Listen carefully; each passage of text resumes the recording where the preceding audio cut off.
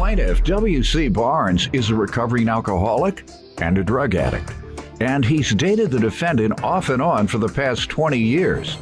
W.C. claims he and the defendant used to party back in the day, but he is now 13 years clean and sober. He's suing his ex for a credit card bill. Defendant Susan Nolan says when she met W.C., she had no idea he had a girlfriend and a baby. Susan claims their relationship has been a roller coaster over the years, and they are currently not together. She's countersuing for unpaid wages. Start with you. Your Honor, Yes. I've known Susan over 20 years. And, back then, Your Honor, I have to admit, I'm a recovering alcoholic and drug user. And we partied together, but in '05, something dramatic happened in my life. At my third DUI, and the cop told me, he said, "You call one person right now, I'll let you go." And I pulled my cell phone out and I started dialing. No one would answer. And I know today that was God changing my life, because he had no other choice but to take me to jail.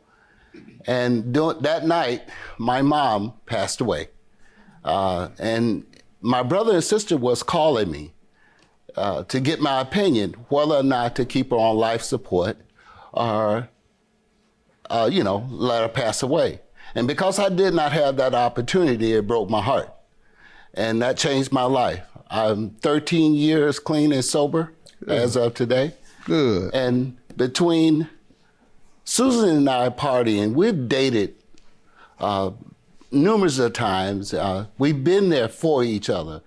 I gotta admit that I've lied and cheated, and along with her, she lied. What's the nature of your friendship? You all started dating around the time you met? Yes. All right. Mm-hmm. And you were still doing your thing then, getting high and Yes, sir. drinking? What was your drug of choice? Cocaine. Okay. Crack or I powder? dipped and dabbled. Free a little base bit. 20 years ago. It's been low. It's been a minute, yes. Okay. All right. I'm glad to hear that you were able to change. Sorry to hear about your mother's sacrifice, but Yeah. I call it your mother's sacrifice because that may very well be what that turned out to be. If changed you from you dying, she gave her life for you. Mm-hmm. Yes, sir. So as long as you keep that in mind, and a lot of the drug addicts who are self-consumed, because that's all a drug addict thinks about is getting the drug. He thinks about no one else, children, mothers, parents, anyone. Let me just tell you, you're hurting your mother, since mothers are usually the most precious people, second only to your children in your life. You're hurting your mother. So if you claim you love your mother so much, stop hurting her. Stop hurting her. You're going to give her a heart attack. You're going to give her a stroke as a result of your actions, as a result of the stress. And so let that be the motivator to change your life, even if you don't care about yourself. You care about your mother? All right, drug addicts, do you care about your mother? Okay, well, don't say anything about mama, I love mama, unless you're willing to change and save mama's life. Because otherwise you're going to be standing right here like he is, and you're going to be sitting right here like I am. When my mother came, when I was in jail, told me she had 12 months to live. That changed my life immediately. My mother died 3 months after I was in college, 7 months after that visit. So that changed me. So let that be a lesson. You can change. Look at the love that you have for your loved ones, particularly your mother and your children. If that doesn't change you, then I don't know what to say. At least change your mindset of wanting to get help. I know you can't change yourself with a heavy heroin or opioid addiction. That's very unlikely and highly unusual to be able to change on your own. You need help, you need treatment. All right, sir. Glad to hear you were able to overcome those obstacles. What you been doing in recent years with your life? Well, I've been at Ford Motor Company for 24 years. Okay. I love my meetings that I go to. I'm chairman of Your my NA meetings.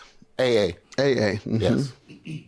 I'm chairman of my group. I enjoy helping others. It just blows me away how God is working in my life. When you first began recovery, what was that, '05 you say? Yes, sir. And how often would you go to AA meetings? Well, back then I was on outpatient treatment at Still the gotta hospital. go to AA. I know, and I would go to meetings and stuff, but of course, I played around a little bit. I said I was, I got this time. So, but I'm trying to let viewers know how much it takes. I tell folks it takes a lot. They usually say 90 days and 90 meetings in 90 days. Okay, so one a day. Yes, sir. Sometimes twice a day. Okay, the people I've seen succeed, a lot of times they start out twice a day. Whether it's in the morning before work, noon during lunch, or evenings during after work. We got them everywhere, NA meetings. We got them at Mathis Community Center if you're watching. Come to our NA meetings. So, all right, glad to hear that. Let me allow you to give some background. Yeah, we've known each other about 20 years. When we met, it was a big party. We met at a bar. He had a girlfriend that lived there and a baby, and I didn't know anything about that. And about 4 to 6 months later, I can't recall how it came about, but I found out about it. But by then, I liked him and I cared about him. And after that, we continued dating, and I'd gotten into a lot of trouble as a teenager. I didn't have a lot of structure, so he helped me out through a lot of my legal issues and posted some bonds and things like that. I had lived with him for a little while. There's a couple of incidents where, there was one incident specifically that I recall.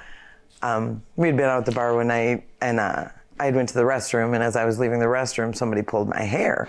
And you're in the bar scene, you're ready to fight, whatever. And I turned around, I didn't know who she was, and it was his ex-girlfriend that I didn't know he had at the time. But he wouldn't let me fight her, Your Honor. He would not let you fight? He would not let me fight her. I mean, how did he stop her when He she grabbed pulled me your and hair? brought me out the bar. And I was like, she put her hands on me first, but you still want to be with her? So needless to say. Who did he go home with?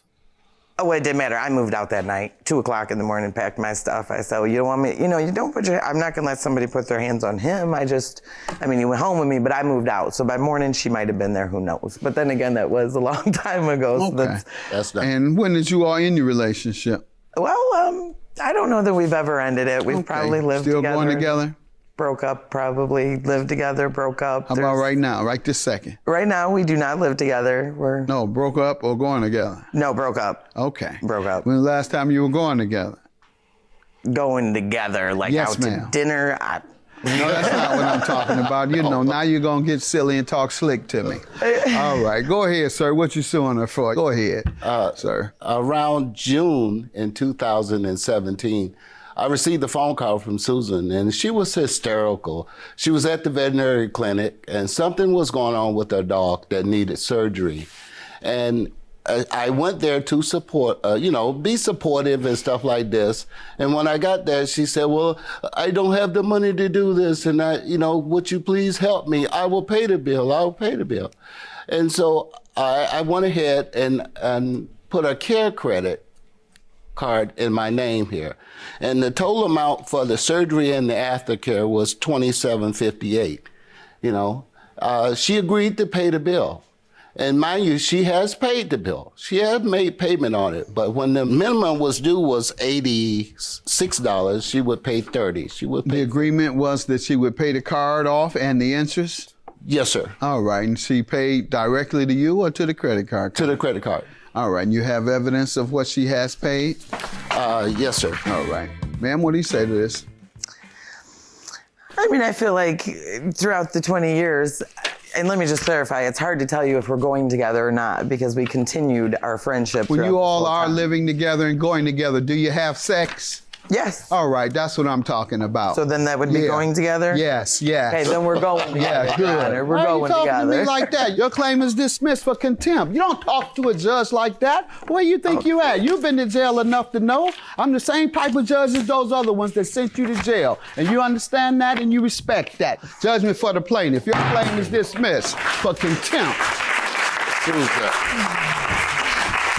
When two people are in a relationship, we should not allow outsiders to be a part of that. We should come together. I think we have a valuable friendship. We've been friends a very long time. I'm not really sure right now where things will be.